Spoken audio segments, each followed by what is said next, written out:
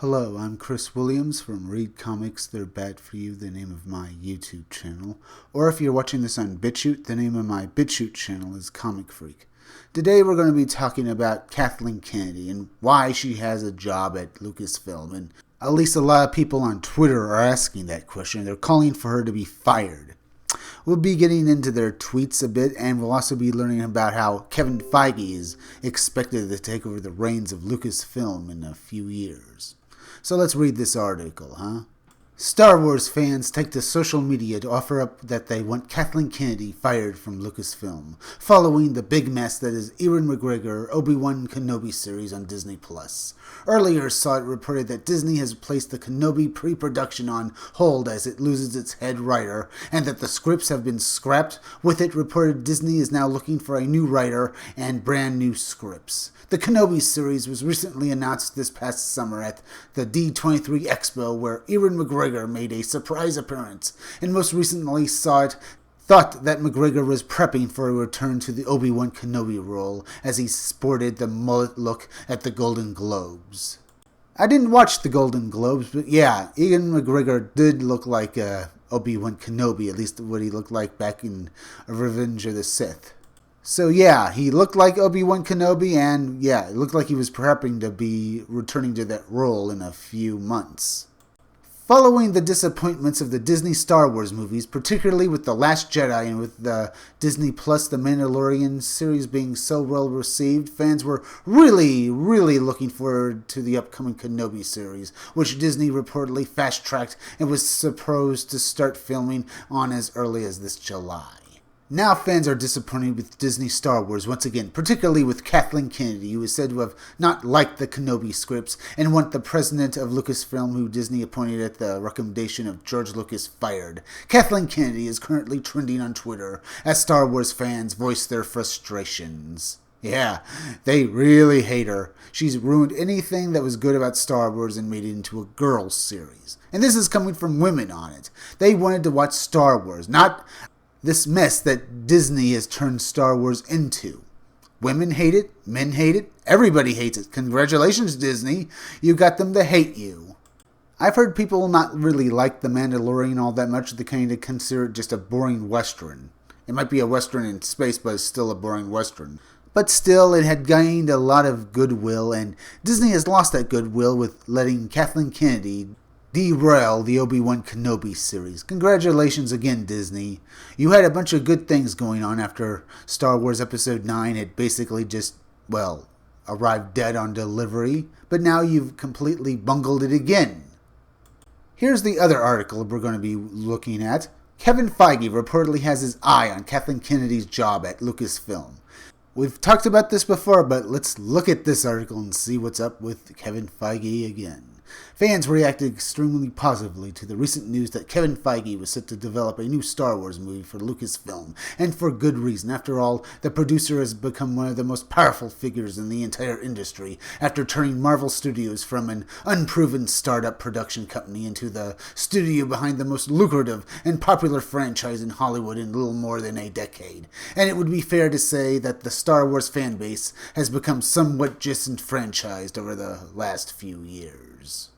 Both The Last Jedi and The Rise of Skywalker came in for huge criticism for a variety of different reasons, with box office returns for the sequel trilogy suffering huge drops with every new installment, and a lot of the blame has been placed at Lucasfilm president Kathleen Kennedy's feet. Under her watch, the Star Wars brand has come under more scrutiny and faced more backlash than ever before, not to mention constant reports of behind-the-scenes turmoil that have seen Josh Trank, Phil Lord, and Christopher Miller, Colin Trevorrow, and David Beanoff, and D.B. Weiss all either quit or get fired from in-development projects under Kennedy's watch.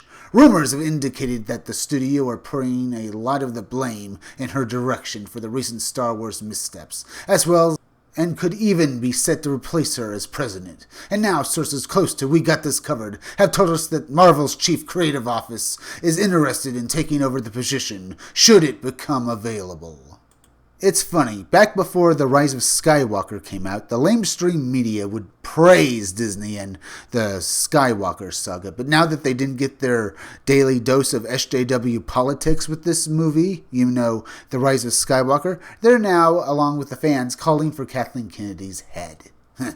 It's funny how if they don't get what they want, they're perfectly willing to side with people they've been calling misogynists and racists.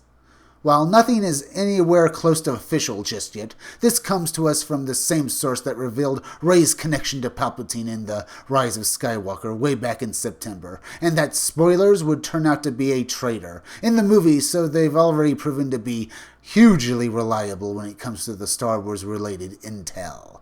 Our sources claim that Feige is seriously considered taking up the reins at Lucasfilm once his contract with Marvel Studios expires, which would be a huge blow to the MCU, but great news for Star Wars fans. The 46-year-old is a lifelong fan of those sci-fi series and has admitted that he's taken plenty of inspiration from George Lucas when it came to building his own cinematic universe, which makes it something of a dream job for him. One drawback is that Lucasfilm are said to want a female replacement. Of course they do, because they're SJW lunatics. With current Senior Vice President of Live Action Development and Production Michelle Widgwin heavily tipped as the frontrunner, oh god, she along with Kathleen Kennedy is one of the reasons why the Star Wars movies is failing. But as close of an ally of J.J. Abrams dating back to Super 8, the studio may be keen to implement an entirely fresh perspective on the Star Wars brand. Given Feige's track record of critical and commercial success at Marvel, if the opportunity arises to poach him, then Lucasfilm would be foolish not to do so at the earliest opportunity. We're going to be looking at some tweets now from people who are critical of Kathleen Kennedy and who want to see her get fired. Disney needs to somehow get rid of Kathleen Kennedy and let me take charge of Star Wars. My first change will be to make all of the sequels non-canon. Second, make everyone related to Sheev Palpatine. Everyone working on Star Wars needs to legally change their name to Palpatine or fired. This tweet comes to us from @7thebees. Here's another tweet from A. Darlene. They need to get rid of her. I reckon she's just poison for Star Wars. She's just business all the way, that's all. She don't really care about what she's making money from.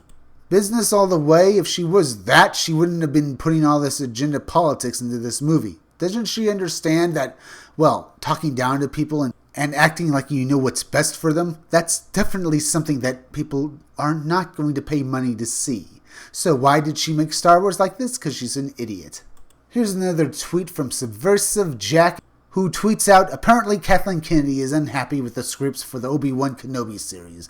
That series could literally be filmed with no script at all and still end up being better than Toxic Abomination: The Last Jedi, a movie whose script met with Kennedy's full blessing. Oh god, that's right, isn't it?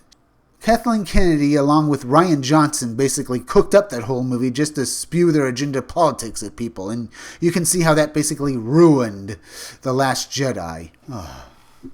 Let's see, what else can I say about her is the fact that when she's gone from Lucasfilm, it'll still be a Disney property, so I wouldn't expect great things from Star Wars ever again. I mean, the MCU with Kevin Feige is starting to go down the SJW route with Captain Marvel, so that's why I have a problem with Kevin Feige taking over Lucasfilm. Especially if Lucasfilm starts making the Star Wars movies much like the MCU movies, just pointless fluff and banter. If they do that, then the Star Wars movies are still doomed, because the Star Wars movies were a little bit better and a little more high grade than that. They've always been that, at least the original trilogy was, and even the prequel trilogy, besides its lame dialogue in the second movie, were largely good sci-fi movies. I mean, they weren't science fiction, but they were good movies to watch. Unlike most of the MCU movies that are just, something you'd go through a drive-thru to get. So I don't want to see Star Wars devolve into that either. If you like this video, subscribe. Make sure you're still subscribed because YouTube is going around unsubscribing people, so make sure you're still subscribed. If you're watching my videos but you're not subscribed, please subscribe to my YouTube channel, Read Comics They're Bad For You. Then go over to BitChute and subscribe to my BitChute channel, Comic Freak. I'm still working on my library channel, but when it's ready, subscribe to it. If you could you also please share this video, share it on Twitter, share it on Reddit, and share it on Facebook. Share it anywhere you think it'll do the most good, because YouTube is not going around promoting their own YouTube creators anymore, and it would really help me if you could please share this video. Now listen closely. It's that time of the day again, it's plug-in time. Keep checking back in all my future videos for more information on my own upcoming independent comic book scumdogs. I'm Chris Williams, and I'll be back again tomorrow with another video or review.